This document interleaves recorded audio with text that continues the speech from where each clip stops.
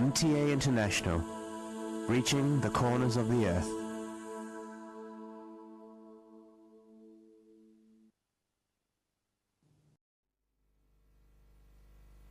صلی علی رسولنا صلی علی محمد صلی علی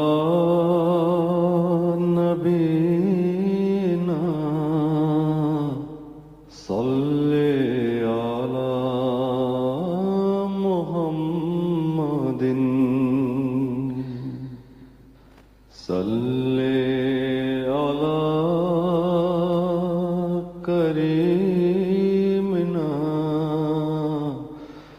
صلی علی محمد صلی علی حبیبنا صلی علی محمد صلی علی امامنا صلی علی محمد صلی علی نبینا صلی علی محمد صلی علی رسولنا صلی علی محمد صلی علی شفیعنا صلی علی محمد صلی علی کریمنا صلی علی محمد صلی علی حبیبنا صلی علی محمد صلی علی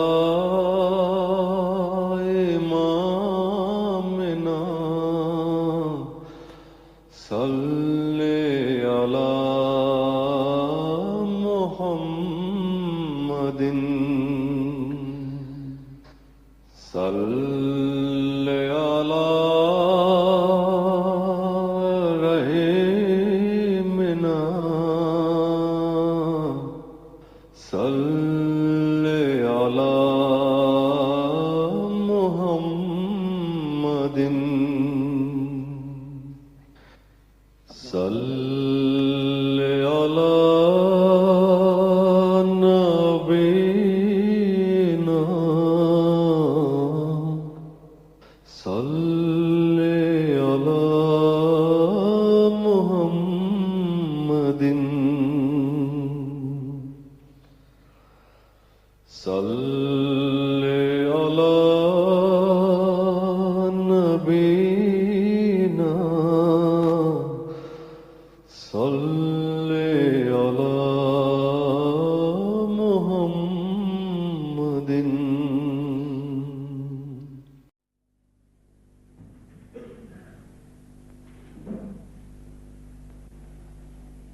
السلام علیکم ورحمۃ اللہ. اذان دے دیں.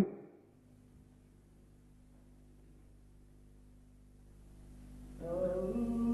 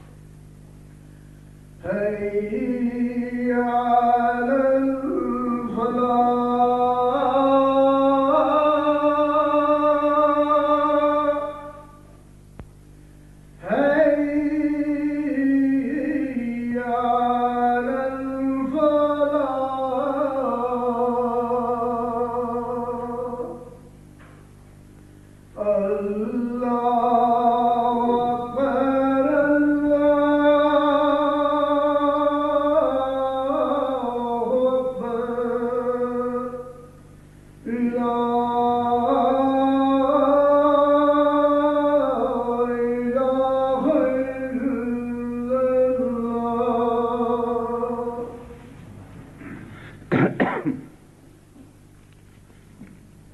أن لا إله إلا الله وحده لا شريك له وأشهد أن محمدا عبده ورسوله أما بعد فأعوذ بالله من الشيطان الرجيم بسم الله الرحمن الرحيم الحمد لله رب العالمين الرحمن الرحيم مالك يوم الدين إياك نعبد وإياك نستعين اهدنا الصراط المستقيم صراط الذين أنعمت عليهم غير المغضوب عليهم ولا الضالين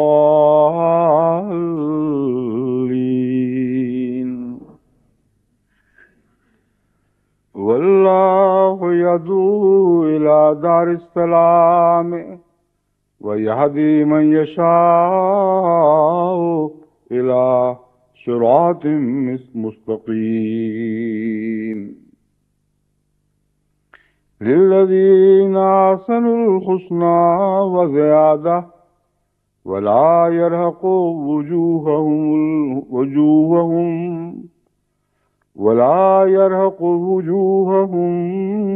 قتر ولا ذلة. یونس آیات 26 اور 27. آج کل خدا تعالیٰ کے فضل کے ساتھ جماعت احمدیہ ایک عالمی جہاد میں مصروف ہے جو دعوت اللہ کا جہاد ہے، جو تمام جہادوں سے افضل اور اعلیٰ اور در حقیقت جہاد کی غایت ہے. جہاد کا قیام ہی اللہ کی طرف بلانے کی غرض سے ہے. ہر وہ فعل جو خدا تعالیٰ سے پرے دھکیلے وہ جہاد کا برعکس ہے. ہر وہ فعل جو خدا کی محبت دلوں میں پیدا کرے اس سے قریب لائے وہ حقیقی جہاد ہے. اس لیے تلوار کے جہاد کی اسلام میں کوئی گنجائش نہیں ہے. وہ تلوار جو خدا کی محبت اور خدا کی طرف بلانے کے نام پر اٹھائی جائے اور قتل و غارت پر منتج ہو، اس سے خدا تعالیٰ کی محبت تو نہیں بڑھ سکتی. اس لیے اس جہاد کو اس چیز کا نام جہاد رکھنا گناہ ہے اور قرآن کریم کے واضح ارشادات سے متصادم ہے، بالکل ٹکراتا ہے قرآن کریم کے مضامین سے. جہاد کی جو تعریف قرآن کریم نے مختلف جگہ کھینچی ہے وہ بنیادی طور پر وہی ہے جو میں بیان کر رہا ہوں. ہر وہ چیز جو خدا کے قرب پر منتج ہو، جس کے نتیجے میں خواہ نفس اللہ کے قریب آئے یا لوگ اللہ کے قریب آئیں، وہ ہر کوشش جہاد ہے. تو جہاد کا مرکزی معنی کوشش کا ہے، اور اسلامی اصطلاح میں وہ کوشش جو خدا کے قریب کرے اسے جہاد کہتے ہیں. اور دعوت اللہ کا مقصد کیا ہے؟ اس کا مطلب جنگ اور فساد نہیں ہے بلکہ امن کا قیام ہے. یہ آیت کریمہ یا دو آیات جو انہوں نے آپ کے سامنے تلاوت کی ہیں اس مضمون کو نہ صرف بیان کرتی ہیں بلکہ درجہ کمال تک پہنچاتی ہیں. ہم یہ کہتے ہیں ہم خدا کی طرف بلا رہے ہیں. ادعو الی سبیل ربک کے ارشاد کی تعمیل میں اللہ نے فرمایا اپنے رب کے رستے کی طرف بلاؤ. ہم خدا کی طرف بلا رہے ہیں، مگر کیسے بلانا ہے، کیا مقاصد ہیں، ان کے اوپر روشنی ڈالنے والی یہ آیت ہے. واللہ یدعو الی دار السلام ہے. یہ تو ممکن نہیں کہ اللہ سلامتی کی طرف بلا رہا ہو اور آپ اللہ کی طرف بلا رہے ہوں اور اس کا نتیجہ جنگ ہو.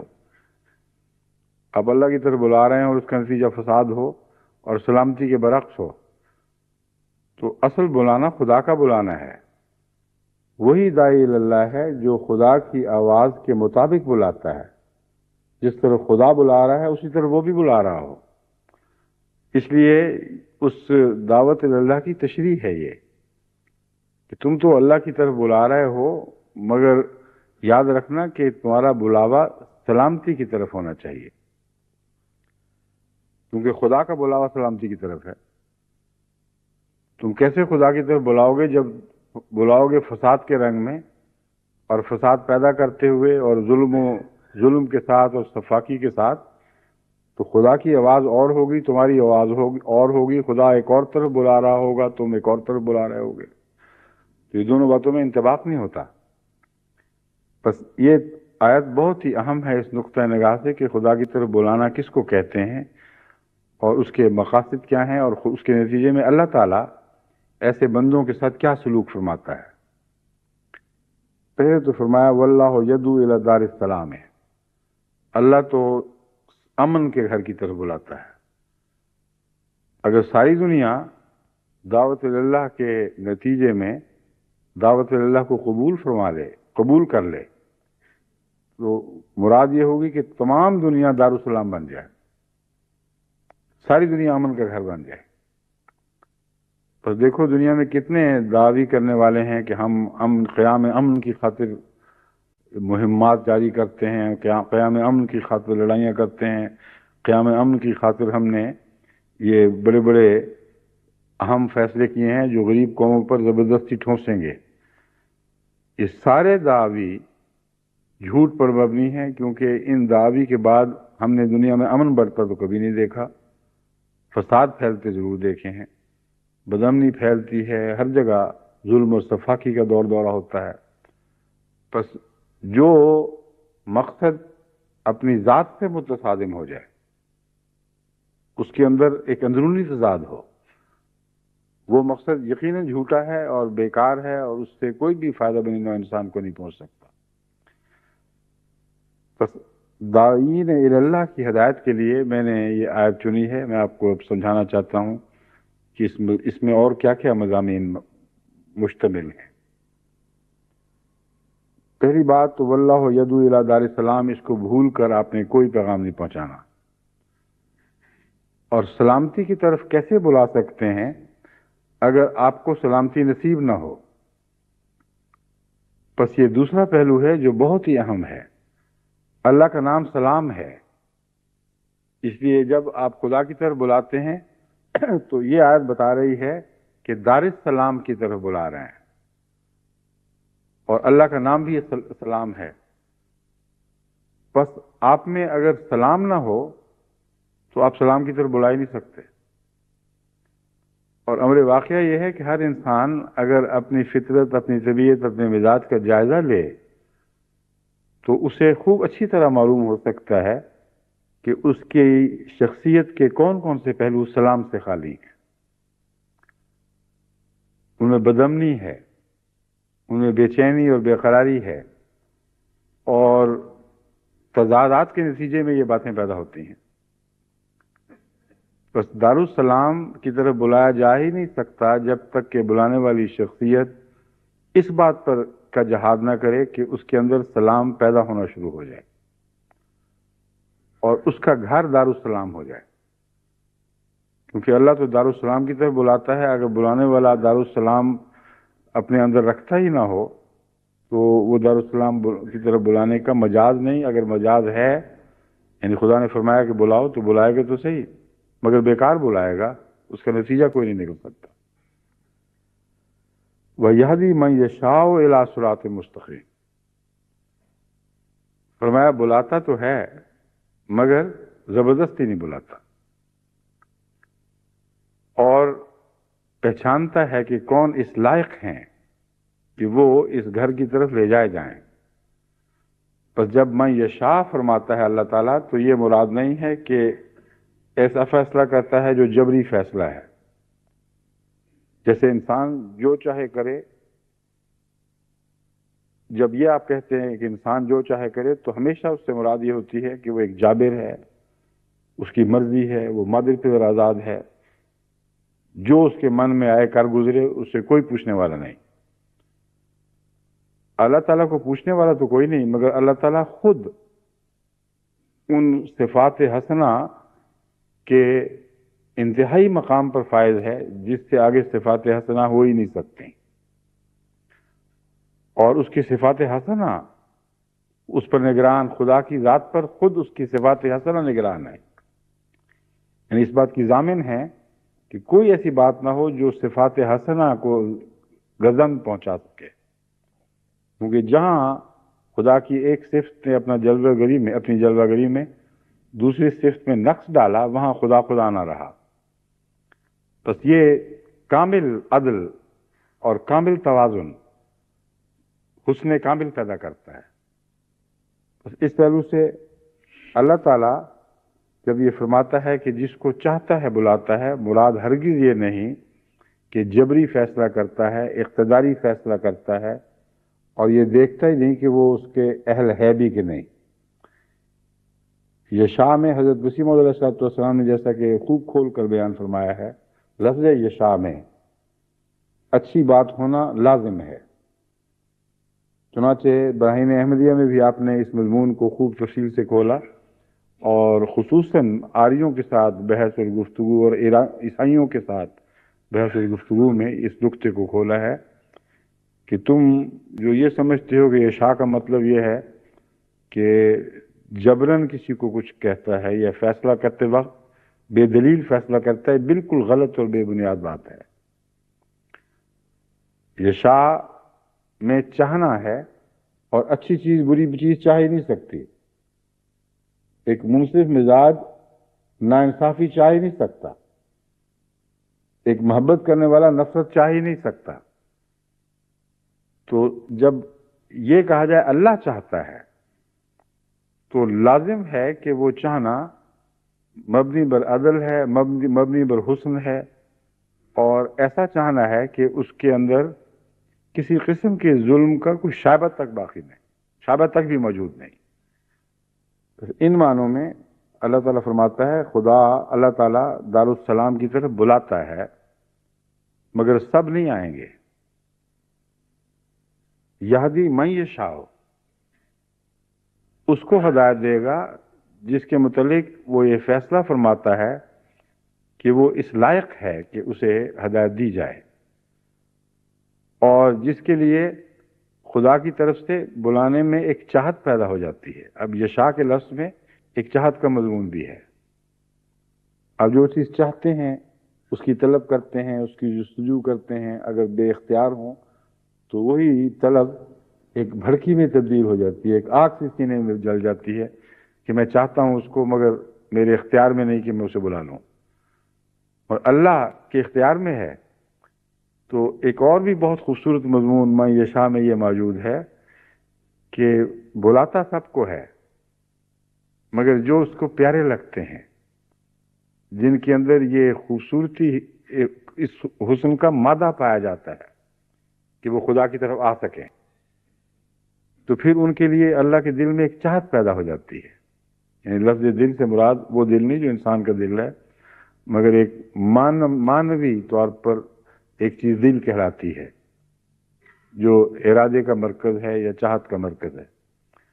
تو ان معنوں میں اللہ کے دل میں بھی ایسے شخص کے لیے ایک چاہت پیدا ہو جاتی ہے، اور جب خدا کے دل میں چاہت پیدا ہو تو وہ آتا ہی آتا ہے، اس کے لیے نہ آنا ممکن ہی نہیں رہتا۔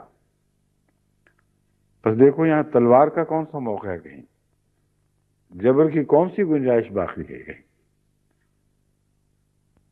دنیا والے تو یہ کہتے ہیں کہ ہمارے اندر بھی جب جذب پیدا ہو جائے تو ایسا جذب بھی پیدا ہو سکتا ہے کہ دوسرے سے بنائے نہ بنے، مگر وہ جذب اگر پیدا ہو جائے تو پھر اگلے کے لیے بے اختیاری ہو جاتی ہے۔ تو اللہ کے اندر جب کسی کی چاہت پیدا ہو جائے، جب جذب پیدا ہو جائے، تو پھر وہ آئے گا اور ضرور آئے گا۔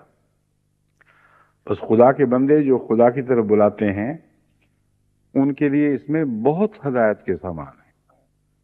اس آیت کے اسی ٹکڑے میں عظیم مضامین بیان ہوئے ہیں کہ تم جن کو بلاتے ہو یاد رکھو، ان کے حسن پر نگاہ رکھو، اور کوشش یہ کرو کہ ان کے اندر جو بہترین مادے فطرت میں موجود ہیں ان کو اجاگر کرو، ان کو اٹھاؤ اور باہر لاؤ، ان کو جو دبے ہوئے ہیں اور مخفی ہیں۔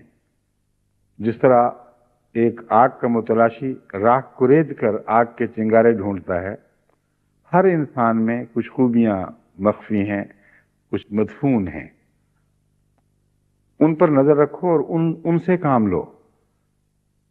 جب وہ چمک اٹھیں گی، جب ان میں جس طرح شعلے میں آگ کے چنگارے میں یا جلتے ہوئے کوئلے میں جو چنگارا تو کہلاتا ہے مگر وہ بھی بھڑکا نہیں ہے، اس میں چنگاریاں اس سے اٹھنے لگیں اور اپنے گرد کو جلانے یا روشن کرنے کی اس میں صلاحیت پیدا ہو جائے، تو پھر وہ دیدہ زیب ہو جاتا ہے، وہ نظر کو کھینچنے لگتا ہے۔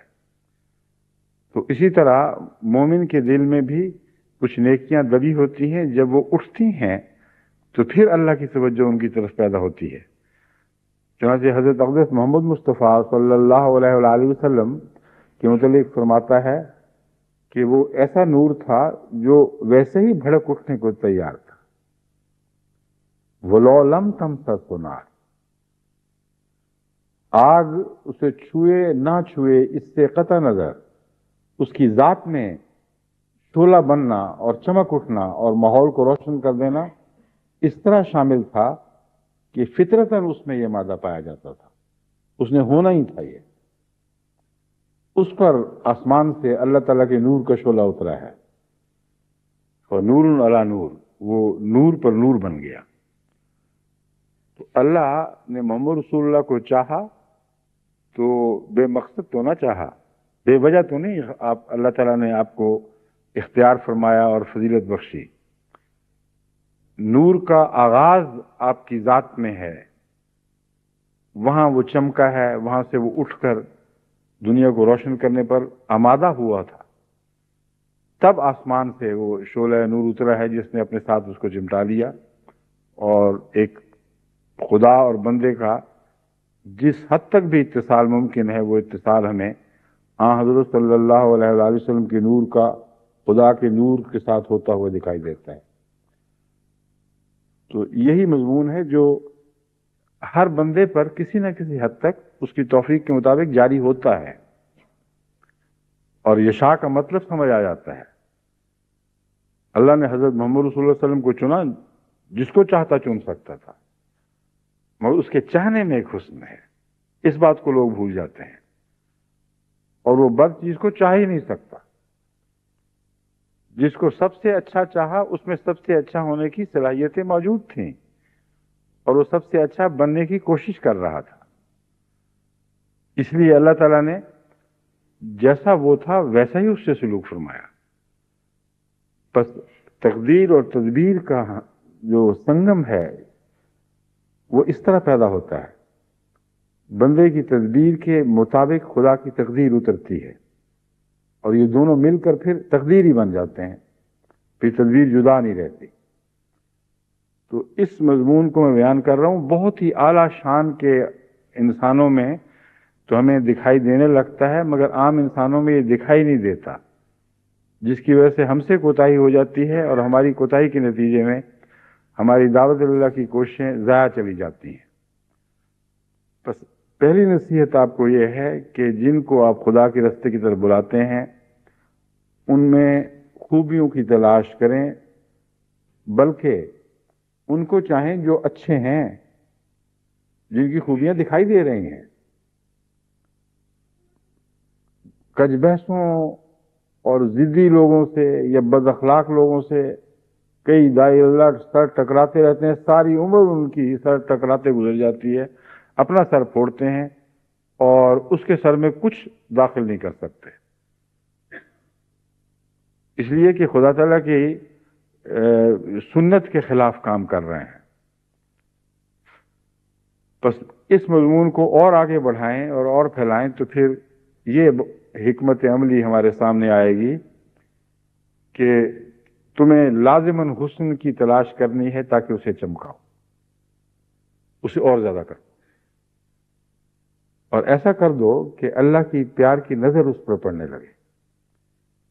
جب خدا کی نظر اس پر پڑے گی تو پھر تم ایک طرف ہو جاؤ گے، اس نے آنا ہی آنا ہے، اور بلاتے تو تم ہو مگر وہ بلائے آواز لبیک کہے گا خدا کی آواز پہ اور رسول کی آواز پہ، نہ کہ تمہاری آواز پہ۔ تو داعی اللہ کا یہ غرور بھی توڑ دیا کہ ہم نے بلایا تھا اس لیے وہ احمدی ہو گیا، ہم نے دعوت دی تھی اس لیے اس نے حق قبول فرمایا۔ وَاسْتَجَابُوا لِلَّهِ وَالرَّسُولِ، وہ استجابت کرتے ہیں یا کی تو اللہ اور رسول کے لیے کی، چونکہ رسول خدا کی صفات کا مظہر بنا ہوا تھا۔ تو اس لیے دعوت اللہ والے کے لیے ان آیات میں بہت ہی عظیم حکمتوں کے سمندر موجود ہیں۔ اگر آپ ان کی تہہ میں اتر کر دیکھیں تو پتہ چلے گا کہ حکمتوں کے سمندر ہیں جو قرآن کریم کی چھوٹی چھوٹی آیات میں جو کوزے سے بھی چھوٹی ہیں ان میں آپ کو بھرے ہوئے اور موجیں مارتے ہوئے دکھائی دینے لگیں گے۔ تو پہلی بات تو یہ یاد رکھیں کہ آپ نے حسن کی تلاش کرنی ہے، اور حسن ہر انسان میں موجود ہوتا ہے، لیکن بعضوں میں زیادہ بعضوں میں کم۔ تو حسن کا متلاشی پہلے تو زیادہ حسن کی طرف جایا کرتا ہے، نہ کہ کم حسن کی طرف۔ کم حسن کی طرف تو تب جاتا ہے جب زیادہ حسن ملے نہ۔ اگر سونے کی ڈلیاں ریت پر بکھری پڑی ہوں تو ریت کے اندر جو ریت کے ذروں کی طرح سونا ملا ہوا ہوتا ہے، اس کے کھوج میں وہ وقت ضائع نہیں کرے گا، پہلے وہ ڈلیوں کو چنے گا۔ جب ڈلیاں ختم ہو جائیں پھر ریت کی باری آتی ہے، پھر ان باریک ذروں کی تلاش ہوتی ہے، پھر اس کے لیے محنت کرنی پڑتی ہے، گڑھے کھودنے پڑتے ہیں، ان میں پانی ڈال کر یا نہروں کے پانی کا رخ اس طرف پھیر کر ان میں وہ ریت کو ڈالتے اور بار بار کھنگالتے ہیں یہاں تک کہ سونا الگ اور ریت الگ۔ محنت پھر بھی وہ کرتا ہے، وہ یہ نہیں کہتا کہ چونکہ تھوڑا سونا ہے نسبتاً زیادہ محنت کرنی پڑے گی اس لیے چھوڑ ہی دو۔ تو آپ نے چھوڑنا تو ہے نہیں، آپ کو چھوڑنے کا حکم ہی نہیں۔ حکم یہ ہے کہ حسن کی تلاش کرو، ایسا حسن جس پر اللہ کی نظر پڑنے لگے۔ اور اس مضمون کے لیے اگلی آیت اس مضمون کو جیسا کہ مزید بڑھائے گی، اس مضمون کو لیے نہیں، اس مضمون کو سمجھنے کے لیے اگلی آیت یا اس آیت کا اگلا ٹکڑا ہے وہ اس کو خوب روشن کر دے گا جب ہم وہاں تک پہنچیں گے۔ لیکن نصیحت کے طور پر میں آپ کو سمجھا رہا ہوں کہ پہلے خدا کے اچھے صاف ستھرے بندوں کی تلاش کریں، وہاں سے دعوت اللہ شروع کریں، تھوڑے وقت میں آپ کو زیادہ پھل ملے گا۔ اور ایسے صحیح فطرت بھی بندے ہوتے ہیں جن کو اگر آپ نہ بھی کہیں تو اللہ ویسے ہی بلا لاتا ہے، چنانچہ وحی کے ذریعے، کشوف کے ذریعے، الہامات کے ذریعے، ایسے واقعات کے نتیجے میں جو بظاہر اتفاقات ہوتے ہیں مگر جب ان پر آپ نظر ڈالتے ہیں تو اتفاق نہیں بلکہ وہ خدا تعالیٰ کی طرف سے ایک تقدیر جاری ہو رہی ہوتی ہے، اس لیے وہ اتفاق نہیں کہلا سکتے۔ چنانچہ خدا کے بہت سے ایسے نیک بندے جن تک پیغام پہنچا ہے، ان کے حالات جب مجھ تک پہنچتے ہیں تو ایک نہیں بے شمار ایسے شواہد دکھائی دیتے ہیں، ایسے گواہ مہیا ہو جاتے ہیں جو اس بات کو ثابت کرتے ہیں، اس کے حق میں گواہی دیتے ہیں کہ اللہ کی نظر ان پر پڑی تھی، تو پھر حالات کو اس کے مطابق اس کو حاصل کرنے کے لیے سازگار فرما دیا گیا۔ چلتے چلتے بظاہر ایک حادثے کے نتیجے میں اس کا رخ بدل جاتا ہے، بظاہر اتفاقاً ایک احمدی کے دروازے پہ دستک دیتا ہے، بظاہر اتفاقاً اسے اندر بلا دیا جاتا ہے، بظاہر اتفاقاً حضرت مسیح موعود علیہ السلام کی تصویر وہاں لٹکی دکھائی دیتی ہے، اور بظاہر اتفاقاً اس سے پہلے سے ہی خواب آئی ہوئی ہے کہ یہ وجود ہے جو مجھے بلا رہا ہے۔ تو سب جگہ کہنے والا کہے گا اتفاقاً اتفاقاً اتفاقاً، لیکن جو اس مضمون کو سمجھتا ہے وہ کہے گا بظاہر اتفاقاً. دیکھنے والا اتفاقاً بھی کہہ سکتا ہے مگر اتفاق کے سلسلے کو اتفاقاً نہیں کہہ سکتا. ہر چیز اتفاقاً ہو سکتی ہے. اتفاقاً اس نے کہیں تو جانا تھا، راستہ بھولنا تھا تو کسی گلی میں تو نکلنا تھا. اتفاقاً کسی کا دروازہ تو کھٹکھٹانا تھا. مگر اگر ہر اتفاق ایک خاص رخ کی طرف آگے بڑھ رہا ہو، اگر وہ گلی احمدی کی گلی نکلے، وہ دروازہ احمدی کا دروازہ نکلے، وہ احمدی موجود ہو اور ایسا حسن خلق رکھتا ہو کہ دروازہ کھٹکھٹانے والے کو اندر آنے کی دعوت دے اور اس کی خاطر مدارات کرے، اور وہاں تصویر لٹکی ہو جو اتفاقاً بھی ہو سکتی تھی، مگر اسی کمرے میں بٹھائے جہاں حضرت مسیح علیہ السلام کی تصویر ہو، اور پھر خواب آئیے تو اتفاقاً. اب بتائیں کون پاگل ہے جو ان سب باتوں کو اکٹھا اتفاق کہے گا؟ تو ہر اتفاق میں تنہائی پائی جاتی ہے.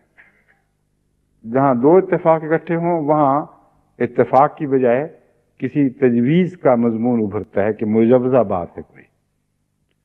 تین ہو جائیں تو اور بھی زیادہ اس بات کا امکان شروع ہو جاتا ہے کہ سوچی سمجھی تدبیر ہے، اور جب اس سے زیادہ ہو جائیں تو پھر تو اتفاق کہنا ہی حد سے زیادہ بے وقوفی ہے. بس اللہ تعالیٰ نے بلانا ہے، اور اللہ تعالیٰ ویسے ہی نیک بندوں کا رخ اس طرف پھیر رہا ہے. چنانچہ حضرت مسیح علیہ السلام فرماتے ہیں آ رہا ہے اس طرف احرار یورپ کا مزاج، نبض پھر چلنے لگی مردوں کی ناگاہ زندہ وار. خدا کی تقدیر یہ فیصلے کرتی ہے کہ کب موسم آیا ہے پھل کے پکنے کا، کب نیک روحوں کو سمیٹنے کی کوشش ہونی چاہیے، کب خدا کی طرف سے آسمان سے ایسے نشان اتریں کہ نیک روحیں ان نشانات کو دیکھ کر خدا کے رستے کی طرف متوجہ ہوں. یہ سب وہ تقدیر کے پہلو ہیں جو ہمیں دکھائی نہیں دے رہے، مگر اللہ کی ہر بات سوچی سمجھی ایک تدبیر کے مطابق رونما ہوتی ہے. تو اس دور میں اللہ کو حسن کی تلاش ہے، اور وہ آپ کی کوشش کے بغیر بھی اکٹھے کر کر کے لا رہا ہے. بس جو آپ کی کوشش ہے اس کو جب پھل لگتے ہیں تو دراصل یہ بھی خدا ہی کی تدبیر کا ایک حصہ ہے. اور خدا کی تدبیر کو تقدیر بھی کہتے ہیں، اللہ اس کو تدبیر بھی کہتا ہے قرآن کریم میں، یدبر الامر. وہ تقدیروں کے فیصلے، امر یہاں تقدیر ہے تو اللہ تدبیر کے ذریعے کرتا ہے. تو تقدیر سے ابالا ایک تدبیر ہے جو خدا کی تدبیر ہے. اس پہلو سے خدا کی تدبیر نے جو تقدیر ہم پر کھول دی ہے وہ تمام دنیا کی سعید روحوں کو ایک ہاتھ پر اکٹھا کرنے کی تقدیر ہے. اس کے لیے خدا تعالیٰ نے جو ہمیں طریق سمجھائے ہیں ان میں سے یہ ایک طریق ہے جو میں آپ کو سمجھا رہا ہوں. اچھے لوگوں کی تلاش کریں، اللہ کو ان کی ضرورت ہے، اور جن میں کم حسن ہے ان میں حسن پیدا کریں، کیونکہ جو نسبتاً کم حسن وہ رکھتے ہیں ان کو حاصل کرنے کے لیے محنت زیادہ کرنی پڑتی ہے. تو آپ کا فرض ہے کہ پھر حسن پیدا کریں. اگر آپ حسن نہیں پیدا کریں گے تو آپ کے ہاتھ وہ پھل نہیں لگیں گے جن کی آپ کو حرص ہے، اور حرص بھی بے جا ہے، کیونکہ گندوں کو شامل کرنا اور نام کے طور پر تعداد بڑھانا یہ تو دعوت اللہ کا مقصد ہی نہیں ہے. دعوت اللہ کے نتیجے میں جب تعداد بڑھتی ہے تو نیکی کو تقویت دینے کی خاطر بڑھتی ہے، اور اس پہلو سے تعداد کا بڑھنا مفید ہے. مگر گند اکٹھا کر لیں، بد اکٹھے کر لیں تو یہ دعوت اللہ کے مقصد کے بالکل منافی مقصد ہے، بلکہ جو کچھ دعوت اللہ ہوئی ہے اس کو نقصان پہنچانے والا مقصد ہے. تو آپ یاد رکھیں، آپ نے پہلا کام اچھوں کی تلاش، دوسرا کام اچھی باتیں تلاش کر کے ان کو ابھارنا اور ان کے ذریعے حسن کو بڑھانا ہے. اور یہ جو کام ہے یہ اس کے لیے بھی حکمت چاہیے، تبھی خدا تعالیٰ ہمیشہ دعوت کے مضمون کے ساتھ حکمت کا مضمون باندھتا ہے۔ اب ایک شخص کی خوبی کو پہچان لیں اور اس کا ذکر اس سے کریں تو خواہ وہ کیسا ہی بد ہو، اس کا دل دراصل یہی چاہتا ہے کہ میں اچھا ہوں، اور جب کوئی شخص اس کی کسی اچھی بات پر نظر ڈالے تو بہت خوش ہوتا ہے،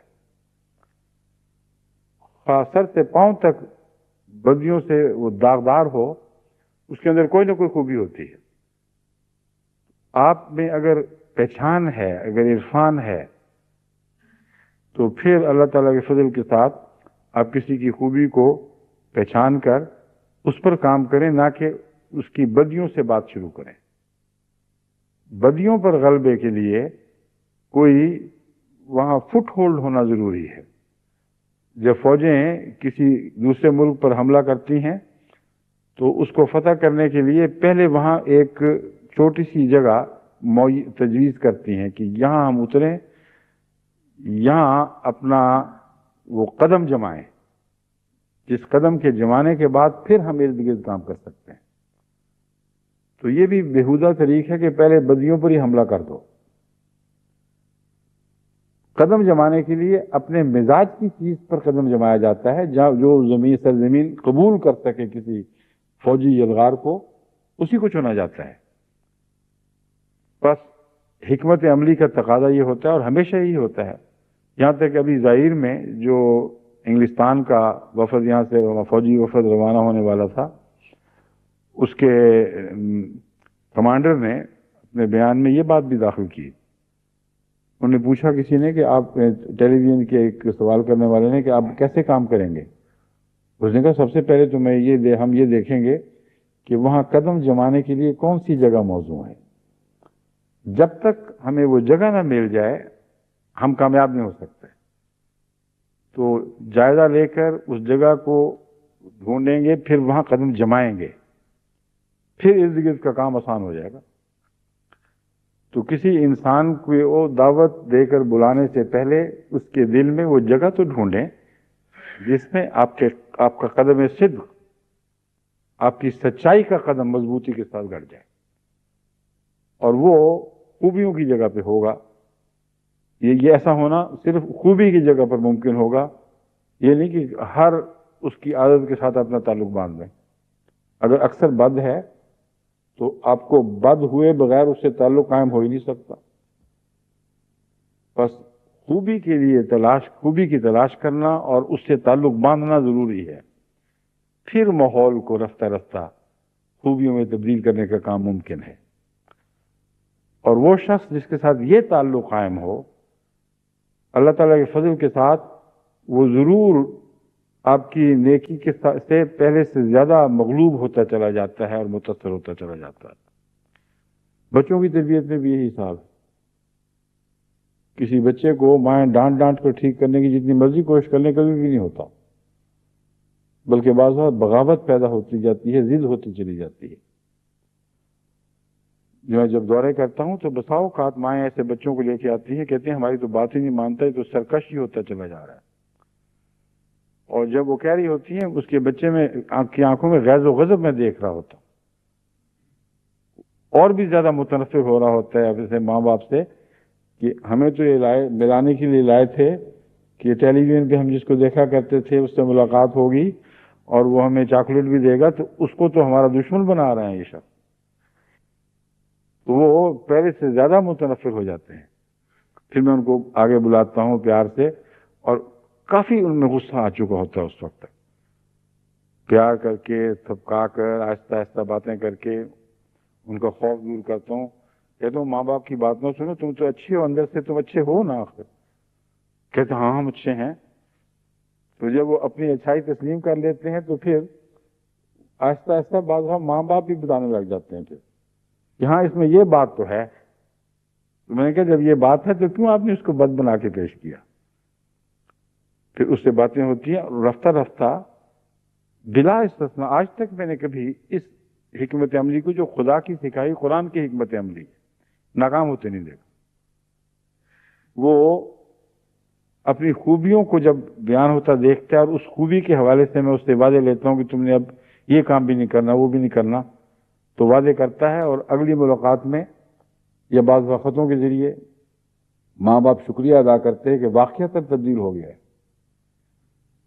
اور پھر وہ مستقل تبدیلی رہتی ہے۔ ایسے بچے بھی جن کو اسکول کے اساتذہ تبدیل نہیں کر سکے اور ماں باپ کو شکایتیں کرتے تھے کہ شاید یہ پڑھنے کے قابل ہی نہ سمجھا جائے، اس میں یہ برائیاں ہیں، جب ان سے اس طریق پر بات کی جو خوبصورتی کی تلاش اور خوبصورتی پر عمل درآمد کر کے اس کے اندر نیا حسن پیدا کرنا ہے، اس کے بعد یعنی ایسی مثالیں ہیں جو معین میں بیان کر رہا ہوں، کوئی فرضی باتیں نہیں کر رہا۔ اس کے ماں باپ نے بتایا کہ اساتذہ نے تعریف کی ہے اس کی اب کہ اس بچے میں تو انقلاب آ گیا ہے۔ تو آپ نے جو باتیں بچے میں انقلاب کرنے کے لیے کرنی ہیں وہ ساری دنیا میں وہی کام آئیں گی۔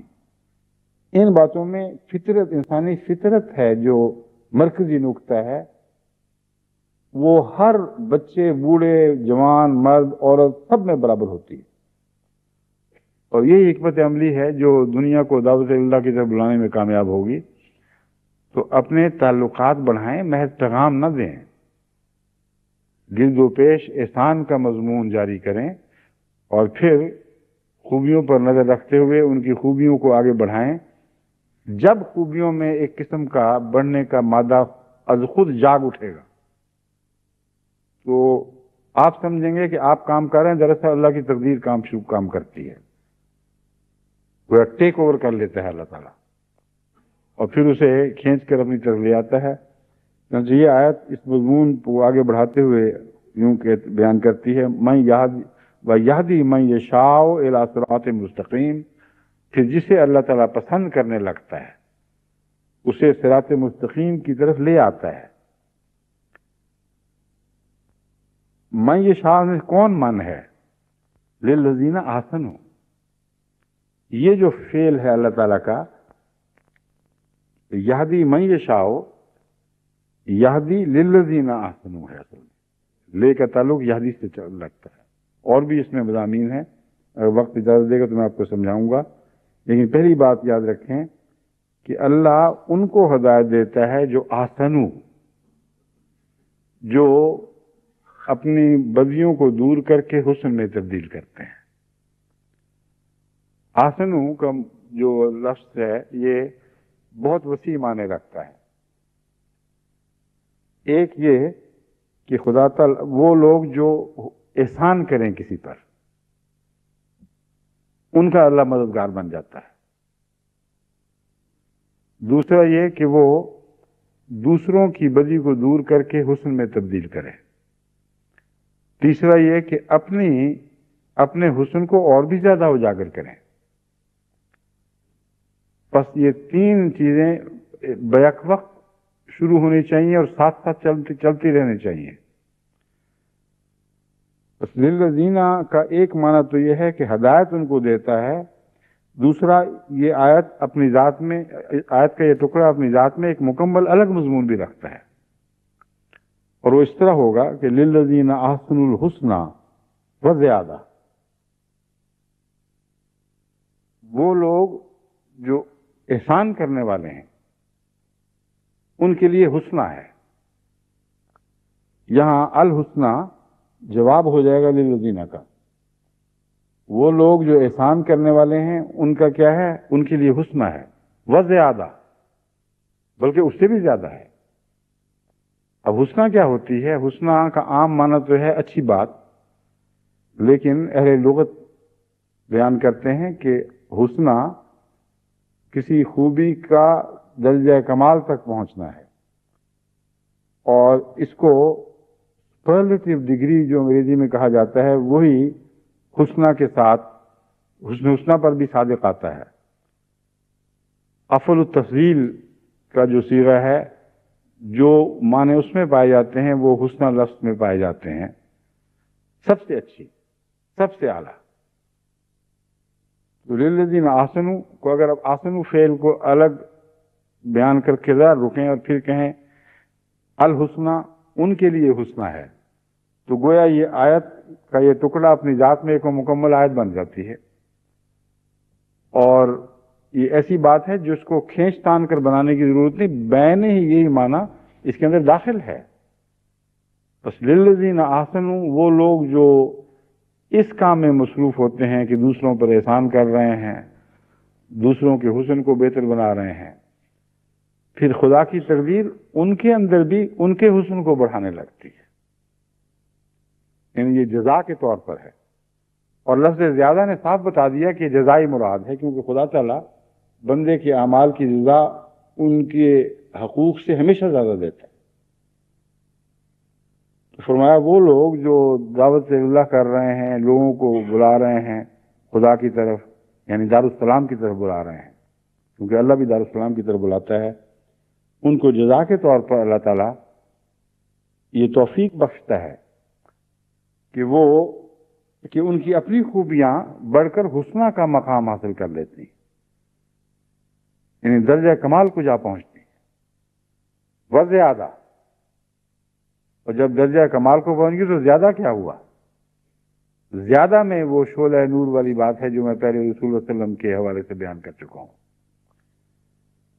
حضرت صلی اللہ علیہ وآلہ وسلم کا حسن اس آیت میں جو آیت نور ہے اس میں درجہ کمال تک پہنچتا ہوا دکھایا جا رہا ہے، اس سے آگے وہ بڑھ نہیں سکتا، بھڑک اٹھا ہے. پھر زیادہ کیسے ہوا؟ اس لیے کہ اللہ کا نور اس پہ اتر آیا، اور جب اللہ کا نور اتر آیا تو انسانی درجہ کمال کا مقام ختم ہو گیا، پھر خدا کے کمال میں سفر کا مضمون شروع ہو جاتا ہے، اور وہ لامتناہی ہے. بس بہت ہی عظیم اجر کا دعویٰ ہے جو داعین اللہ کے لیے ہے، کیونکہ سارا مضمون ہی وہ ہے. اور اتنا عظیم الشان دعویٰ ہے کہ جس کی کوئی انتہا نہیں، کوئی آخری اس کا کنارہ نہیں ہے. جو لوگ بھی خدا کی خاطر حسن پیدا کرنے کی کوشش کریں گے اور حسن کے ساتھ احسان کریں گے لوگوں پر،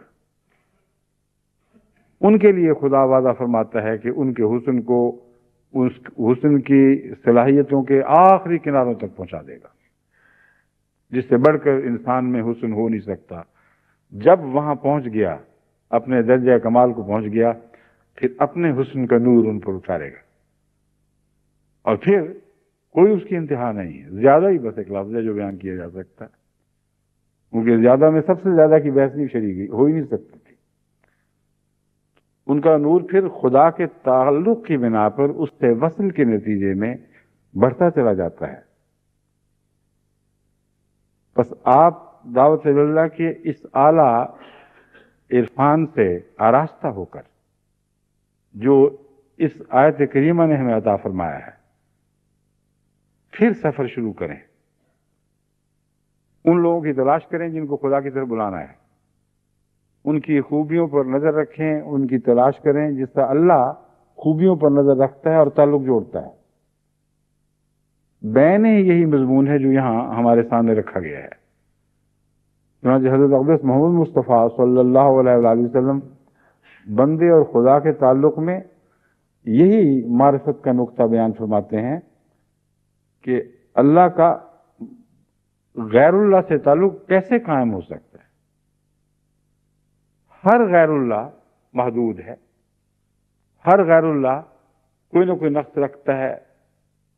ہر انسان خود کتنا بھی خوبصورت دکھائی دے، جب خدا کے زاویہ نظر سے اس کو دیکھیں گے تو اس میں نقائص دکھائی دیں گے، اس میں کمزوریاں نظر آئیں گی. اول تو بندوں کے نقطۂ نظر سے بھی بے شمار کمزوریاں ہیں.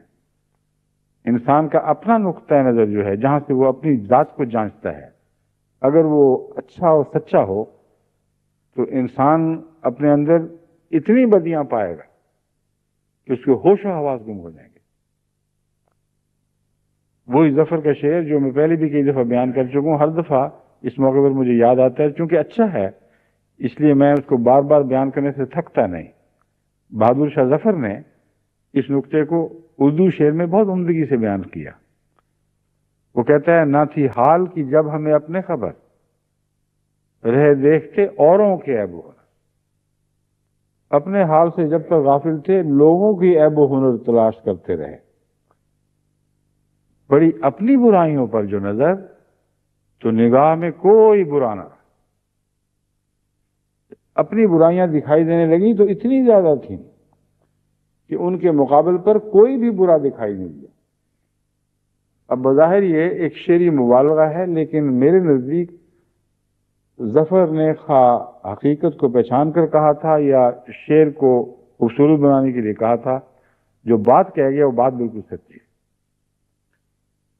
کیونکہ انسان دوسرے کی برائیاں زیادہ دیکھ سکتا ہی نہیں جتنی مرضی تلاش کر لے.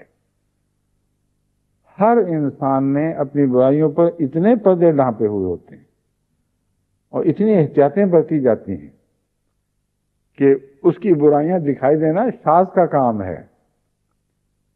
وہ جو بد آپ کو دکھائی دیتے ہیں بے حیا بھی ہوں تبھی آپ کو نہیں پتا کہ جو دکھائی دے رہی ہیں برائیاں وہ جس طرح ایک آئس برگ کی ٹپ ہوتی ہے، برف کا تودہ جو سمندر میں تیر رہا ہے 1/10 صرف نظر آتا ہے اس کا، باقی سب چھپا ہوتا ہے. تو برائیاں ساری کی ساری تو کسی کی پتہ لگ ہی نہیں سکتی. صرف ایک ہے وجود جس کی برائیاں آپ کو پتہ لگ سکتی ہیں، وہ آپ کا اپنا وجود ہے. اور اگر آپ دیانتداری سے اپنی برائیاں تلاش کر لیں تو نگاہ میں کوئی برا نہ رہا والا مضمون ضرور سچائی کے ساتھ صادق آئے گا. پر جب یہ حال ہے انسان کا تو اللہ کا تعلق کیسے قائم ہو جائے؟ بدوں کے ساتھ تو تعلق نہیں قائم ہوا کرتا.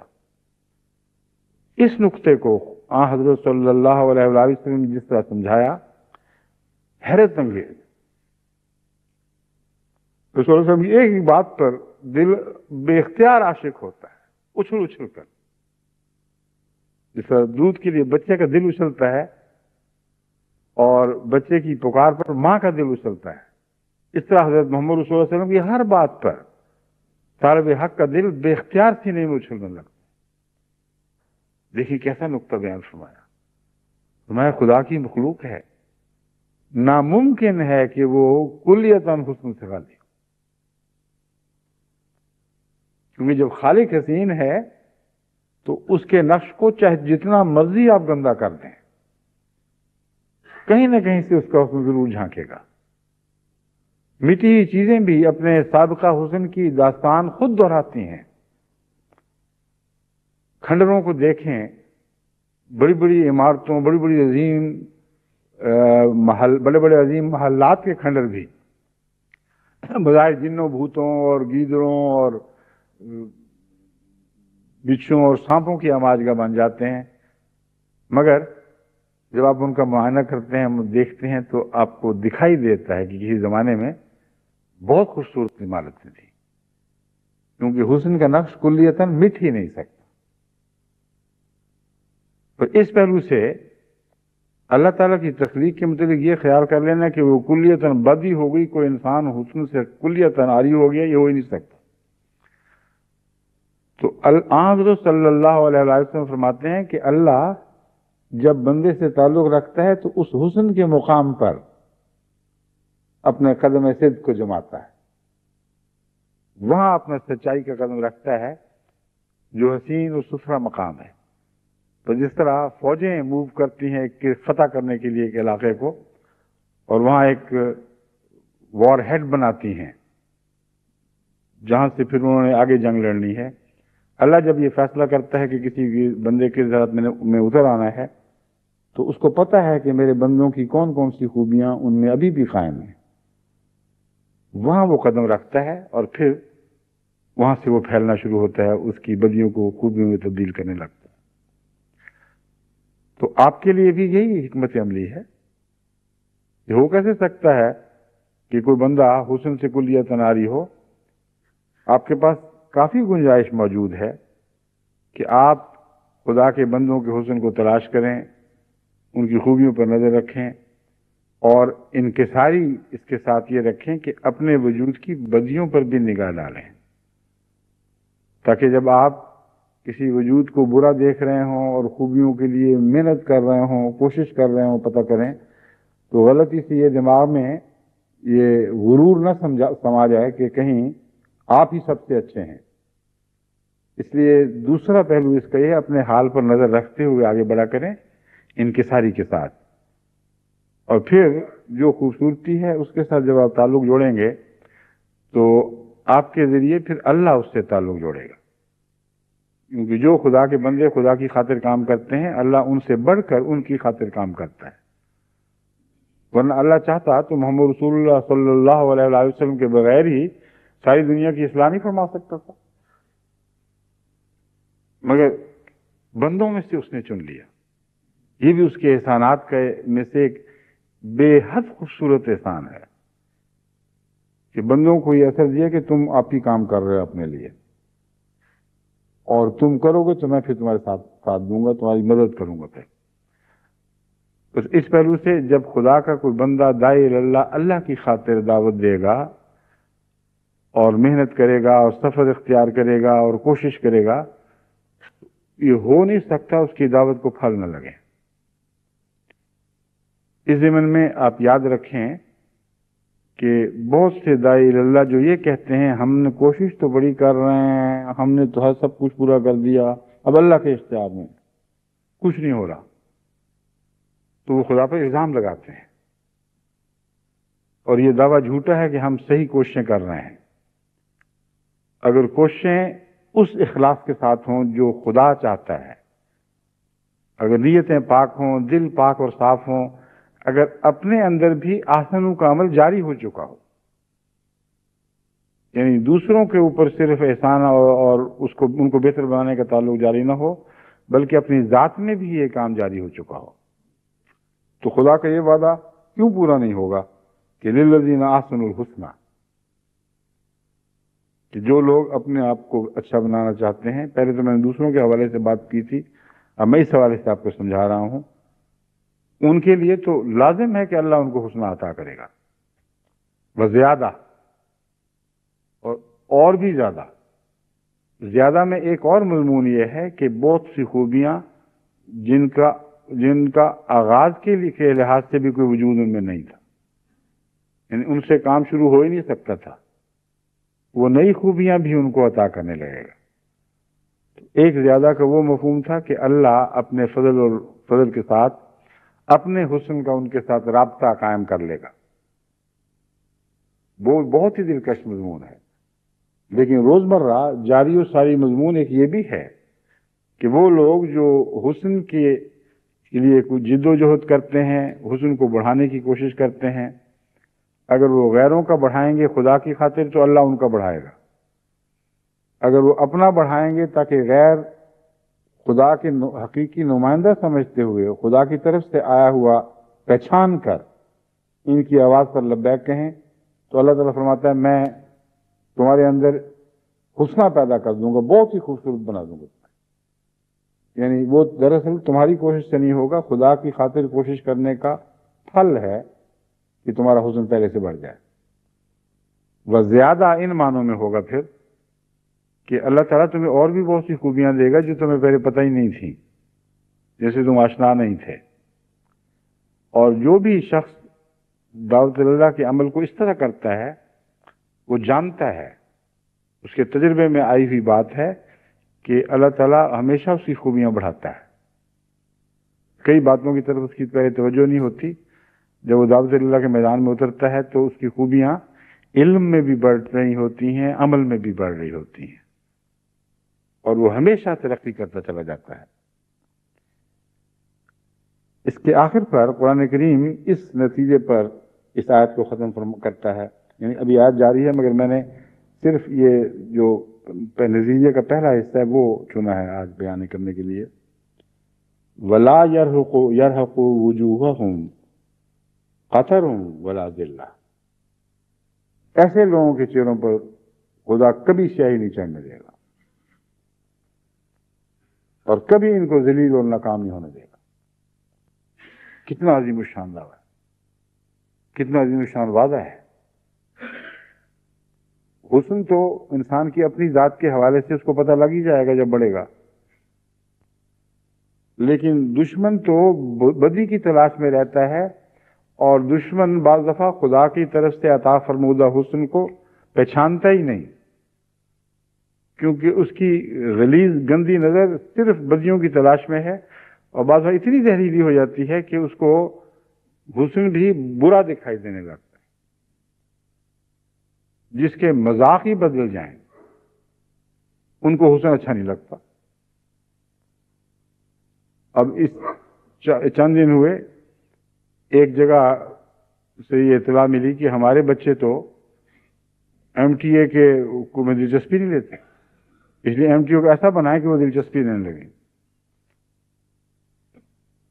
میں ان کو لکھوا رہا ہوں کہ آپ وہ ٹیلی ویژن کیوں نہیں دکھاتے جس میں ان کو دلچسپی ہے؟ ہمارے ٹیلی ویژن کو ویسے کیوں بنوا رہے ہیں؟ جس میں ان کو دلچسپی ہے وہ گندگی کے پروگرام ہیں، وہ جنوں بھوتوں کے پروگرام ہیں، وہ آفتوں کے، ڈائنوں کے، بلاؤں کے پروگرام ہیں، خوفناک وجود جو آسمان سے اتر رہے ہیں، دنیا کے وجود کچھ ان کے مقابلے کر رہے ہیں، فرضی کہانیاں، جھوٹے قصے. آپ نے ان کے مذاق بگاڑ دیے ہیں تو ہم کیوں اپنے ٹیلی ویژن کا مذاق بگاڑیں؟ ان کو ان میں کوئی دلچسپی نہیں ہوگی. بس وہ حسن کو برا دیکھ رہے ہیں. جن لوگوں نے اپنے بچوں کو اس حد تک دنیا کے گندے ذوق سے لذت اندوز ہونے کی چھٹی دے رکھی تھی، اب ذوق بگڑ رہے ہیں، اب ہمیں کہتے ہیں ہم اپنا مزاج ان کی خاطر بگاڑ دیں. یہ تو نہیں ہو سکتا. آپ کے بچوں کا جو مزاج ہے وہ آپ نے بگاڑا ہے. آپ کا یہ حق نہیں کہ ہمارا مزاج بھی بگاڑے آپ. اور ہم جو سچا ذوق اور سچائی کی محبت پیدا کرنا چاہتے ہیں اس لیے کہ آپ کے بچوں کو دلچسپی نہیں، ہم یہ بات چھوڑ دیں، یہ نہیں ہو سکتا. اور اگر وہ اچھی باتوں میں دلچسپی نہیں لیں گے تو آپ کی آنکھوں کے سامنے دیکھتے دیکھتے آپ کی رسمیں ضائع ہو جائیں گی، کوئی ان کو سنبھال نہیں سکتا. اس لیے اول تو یہ بھی ایک متکبرانہ بات ہے کہ جی ہمارے بچے تو بڑے اونچے ہیں آپ کے ٹیلی ویژن سے. اونچے اونچے کوئی نہیں ہیں، بگڑے ہوئے نیچے ہیں. اور آپ ان کو اونچا اٹھائیں تو اٹھ جائیں گے. کچھ دیر ساتھ بیٹھ کر بعض پروگرام دکھائیں تو ان کے اندر دلچسپی پیدا ہو جائے گی. یہ وہم ہے آپ کو، بلکہ آپ کے مزاج بگڑے ہوئے ہیں اس لیے بچوں کے بگڑے ہیں. اور بچوں کے جلدی سنبھلیں گے، آپ کی نسبت زیادہ جلدی وہ اصلاح پذیر ہوتے ہیں. چنانچہ اکثر، اگر 100% نہیں تو اکثر صورتوں میں ماں باپ یہ بتاتے ہیں کہ ہمارے بچوں نے تو مصیبت ڈالی اور کوئی ٹیلی ویژن دیکھنے نہیں دیتے. ایک ماں 1.5 سال کا بچہ لے کر آئی کہ یہ تو جب بھی ٹیلی ویژن آن ہوتا ہے وہ کہتا ہے وہ ٹیلی ویژن دکھاؤ. بول بھی نہیں سکتا، اشارہ کرتا ہے میری طرف جس میں وہ آتا ہے، اور دوسرا ٹیلی ویژن دیکھیں تو رونے لگ جاتا. تو خدا تعالیٰ نے بچے پکڑ لیے ہیں اللہ کی فضل سے جماعت کے. تو آپ کو وہم ہے کہ آپ ان کی تربیت کریں گے، اب خود بچے آپ کی تربیت کریں گے. مگر یہ باتیں جو ہیں یہ درست نہیں ہیں جو آپ کہہ رہے ہیں کہ چھوٹی چیزیں ہیں، ہم اعلیٰ درجے کے ملک کے اعلیٰ ٹیلی ویژن دیکھنے والے لوگ ہیں، ہمارے جیسے دکھاؤ. تو میں نے کہا پھر تو اپنے پروگرام بناؤ اور اپنا ٹیلی ویژن بھی بنا لو ساتھ ہی. ایسے پروگرام بناؤ گے جو سب کی اصلاح کے لیے ہوں اور سچائی پر مبنی ہوں، ان میں لغو جھوٹی باتیں جھوٹے انداز نہ ہوں. تو پھر ہمیں دو، ہم بنا بنا کے ہم تمہیں بھی دکھائیں گے، دنیا کو بھی دکھائیں گے. لیکن بگڑے ہوئے ذوق کی ہم مطابق کبھی کسی صورت میں نہیں کر سکتے. بس یہ ساری وہ باتیں ہیں جن کا اس آیت کریمہ میں اشارتاً ذکر ہے، مگر واضح اشارے ہیں. جب آپ قریتتے ہیں تو صاف دکھائی دینے لگتے ہیں. وَلَا يَرْهَقُ وُجُوهَهُمْ قَتْرٌ وَلَا ذِلَّةٌ. یہ میں آپ کو یقین دلا دیتا ہوں کہ داعی اللہ اگر خدا کی خاطر دنیا میں خوبیاں پھیلانے کا عزم لے کر اٹھے گا تو خدا اس کے چہرے کو کبھی ذلیل نہیں ہونے دے گا، اس کے چہرے پر کبھی سیاہی نہیں چڑھے گی. اور یہ وعدہ دنیا میں بھی ہے اور آخرت میں بھی ہے. چنانچہ آیت کا بقیہ حصہ جنت کی طرف منتقل ہو جاتا ہے کہ پھر ان کے لیے ہمیشہ کی جنتیں ہیں. اللہ تعالی ہمیں اس مضمون کو سمجھ کر اس کو آگے بڑھانے کی توفیق عطا فرمائے. جتنا آگے بڑھائیں گے اتنا ہی خدا کی طرف سے زیادہ عطا ہوتا چلا جائے گا.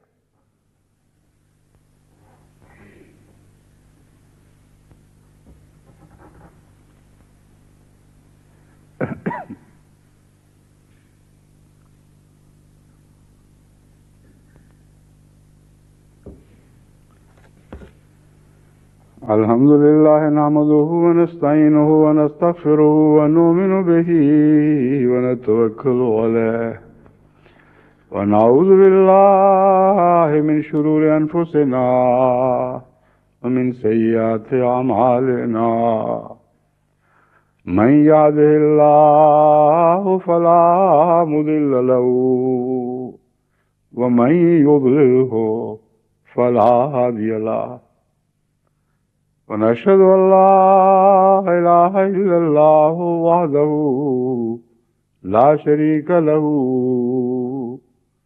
ونشهد أن محمدا